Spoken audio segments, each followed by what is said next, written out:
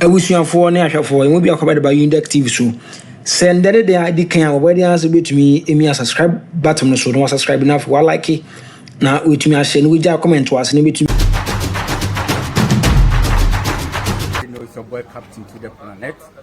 I'm here to talk to you about Unidek TV. Please subscribe to Unidek TV. Subscribe.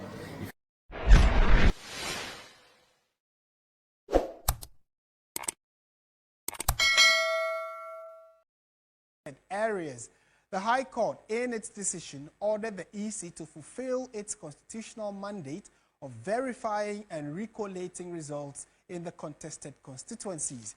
The EC has completed the recollation in 7 out of the 9 constituencies. However, results of Kwabenya and Ablekuma North remain outstanding. And a few minutes ago, the Supreme Court just decided to go on a quick break where I'm sure the 5-panel judge will be deliberating over the arguments that have been made for and against the motion.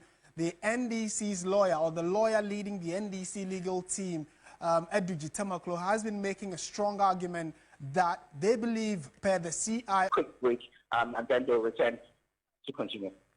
Okay, so it should be our understanding that by close of sitting today, if the judges do return, which there is strong indication they'll be coming with a final decision on this matter. Is that the case? All things being equal matters, we are expecting that too. All right. Lord Edwasari, thank you so much for helping us with a clearer understanding of what has gone on at the Supreme Court. If you're just joining us, this is News Central. We remain your election command center, and still we're keeping very close eyes on the aftermath of the December 7 general elections, where out of the 276 constituencies where voting took place, 9 of them were outstanding. The EC chair actually went ahead to declare President-elect John Mahama as the winner, although 9 constituencies were still outstanding. Fast forward a few days thereafter, a number of those constituencies had declarations in them where the NDC, and about 4 of them had NDC candidates declared as winners. The remaining did not have any declaration at all due to acts of party supporters from either the NDC or the NPP side. So the EC, through a court order, decided to recollate and now declare the 9 constituencies at a centralized location. That decision did not go down well with the NDC, who went to the Supreme Court to ask the Supreme Court to quash that order that came from the High Court to the EC to undertake a declaration or a recollation exercise. So the court today is listening to the arguments of both the NDC, the NPP, who has filed to be a party to the case, and the Electoral Commission. And in your shot, you also saw Bossman Asari, and then also some of the other key leaders of the Electoral Commission in the Supreme Court. And then the NPP, represented by Ghananews, who is on your screen at the moment, and the 5-panel judge led by Justice Bossman, one of the senior members of the bar, have been listening to the arguments spanning over 2.5 hours. So what they did a few minutes ago, just like Lord indicated, Lord Edwasa, our reporter, indicated, is that they have taken a break, which indirectly means that when they do return, they are likely to be coming with a judgment after listening to the arguments of key parties in this issue. We'll definitely keep you posted to hear clearly what the final decision will be on this. And out of the 7 that were declared, all of them went to the side of the NPP, or the NPP candidates won in those 7. There are 2 outstanding, Kwabenya and then of the Electoral Commission themselves. The order that the High Court gave was a contravention to the law. And we've also had Ghananews, who is lawyer for the NPP candidates, who are the respondents in this particular case, has also been making key arguments, asking the court to dismiss what the NDC has brought before it, saying that the final jurisdiction lies before the High Court. Let's speak to our man who's been sitting through all these proceedings at the Supreme Court, Lord Edwasari, who is also our court correspondent. He's joined us for a quick chat. Lord, good afternoon, and thank you for your time. First of all, do we know what the final submissions were before the court decided to rise? Hello, Lord, can you hear me? All right, so we are trying to see if we can get a clear connection to Lord Edu Asare. He is a man who has been sitting through the proceedings, which started a few hours ago, about 2 hours now, when the Supreme Court decided to now hear the case that was filed by the NDC, asking the Supreme Court to quash the decision of a high court that asked the Electoral Commission to go and recollate and redeclare constituencies. 9 of them, 7 have been declared, 2 is still outstanding. Lord Edu Asare, if you can hear me now, my first question would be, what were the final submissions? We heard Gary Nimakun also making a submission before the court decided to rise. What were those submissions, if you can hear me, Lord? Right, Martin, can you hear me? Yes, clear. Fantastic. So basically, the lead counsel for the NDC, Eddie Tamaklo, citing or outlining issues with the High Court, the presiding judge in the matter last week, he indicated points where he felt that the judge was biased. So he started off by saying that, for example, when the NPP brought their suits before them, their mandamus before the court, the NDC was not party to the suit, and so they filed a joinder to that suit, but that was immediately refused by the judge. He stated that this refusal set a dangerous precedent because he indicated that with that precedent, it means that 2 parties can collude against one party, which has not been cited in the suit.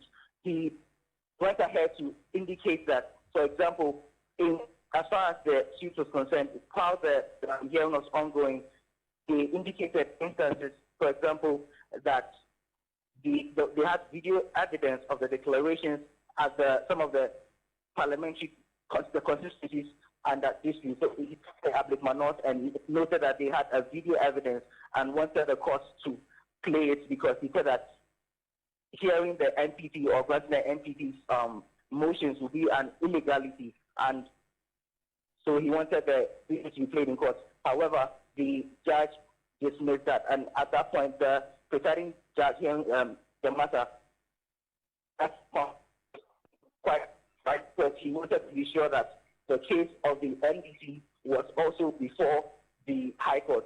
Now, FG went ahead to say that they filed their suit on 16th of this month, but the NPP filed theirs on 17th, but the High Court heard the one which was filed on the 17th, which was the NPP before theirs, and he went ahead to indicate that some of the rulings or some of the decision by the court essentially would affect their parties because they were not made party to the suit. But in his defense, who's the lead counsel for the NDC, noted that the mode in which the NDC came with their agenda was not right, and that was why the judge dismissed things. And he indicated that in the ruling of the court, the judge exercised discretion, and so if they were not the decision of the court, their option would be to appeal.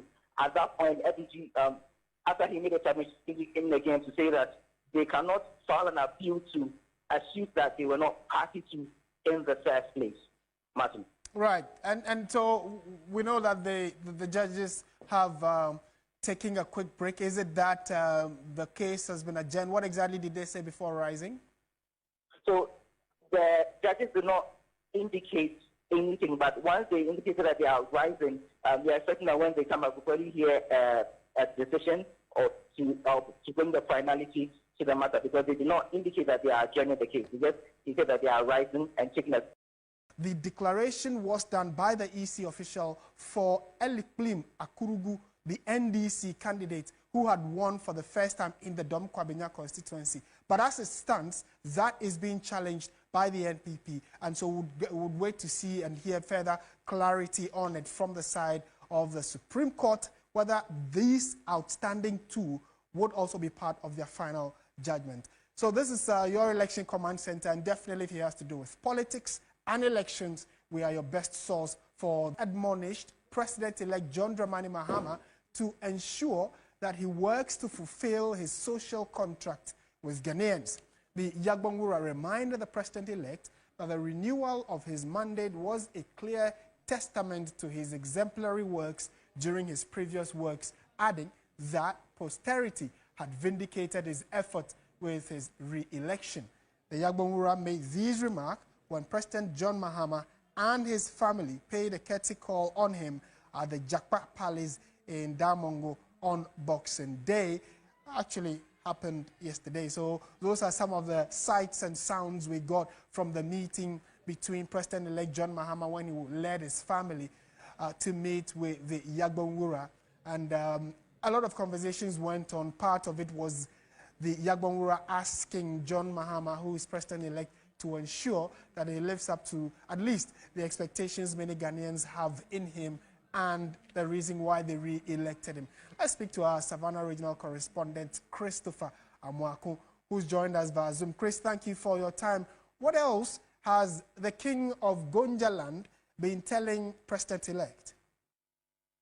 Yes, so he's basically been telling the President-elect John Dramani Mahama to, first of all, fulfill his social contract with the people of Ghana, because throughout the campaign season, the former president and president-elect actually made some promises and also indicated that he was coming to ensure that the economy is brought back on track, jobs are created, and also other things that will support the growth of the country. Yesterday, the Yagbongura Boris Yagbongura Bikunuto Jeusole I reminded the former president and president-elect to ensure that he fulfills this promise to the good people of Ghana. He actually also indicated that as a grandfather, he will give him the maximum support that he requires to be able to govern this country. Let's take a listen to what the Yagbongura told the president-elect at the Japa Palace in Damongo. The renewal of your mandate is a clear testament to your exemplary work during your previous tenure as President of the Republic of Ghana from 2012 to 2016. Indeed, posterity has vindicated your efforts. Ghanaians have expressed their confidence in you and in your ability to confront challenges, create opportunities, and drive the developmental agenda for our nation to new heights. It is our fervent hope that as you prepare for your inauguration on January 7, 2025, you will continue to implement the policies and programs that resonate with the aspiration of our people. Mr. President-elect, as you embark on this new chapter, I must remind you that you have entered a social contract with the people of Ghana. This contract necessitates dedicated individuals in key positions to help you fulfill the expectations of citizens. I urge you to appoint those who possess both integrity and a genuine commitment to serve the nation. Mr. President, elect members that the hopes and dreams of Ghanaians rest upon their shoulders. Right, so Chris, yeah, we have the spokesperson of the Yagbongura in that statement. But talk to us about what the president-elect has also been saying. I mean, clearly, as a son of the soil, he is someone who definitely like the teachings and the leadership that he will be getting from the king, wouldn't he? Exactly. So what he actually, in response, told the Yagbongura and the good people of Gonjaland is that they prayed for him to become president.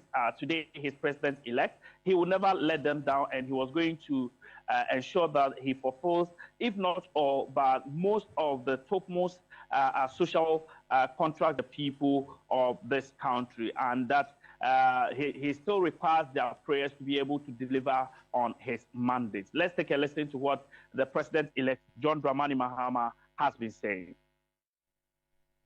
Speak a little English. I just briefly said that I am home. This is where I was born, in Damongo, many years ago, and I have come back home to greet my father and present the victory that I have earned to him. I know that it is with his prayers that we've achieved this success. From the day that I sent a delegation led by our party chairman to come and see him and to inform him that I had been selected by my party to be the flag bearer for the 2024 elections, I know that my father has not slept. He has roamed the length and breadth of this country. Abusuafoɔ ne ahwɛfoɔ emu bi akɔbɛde ba Unidek TV so send that they adi kan a wɔbɛde answer betumi emi subscribe button no so no subscribe na for like na wetumi ahye no wegya comment was ne betumi. You know, it's your boy Captain to the Planet. I'm here to talk to you about Unidek TV. Please subscribe to Unidek TV. Subscribe. If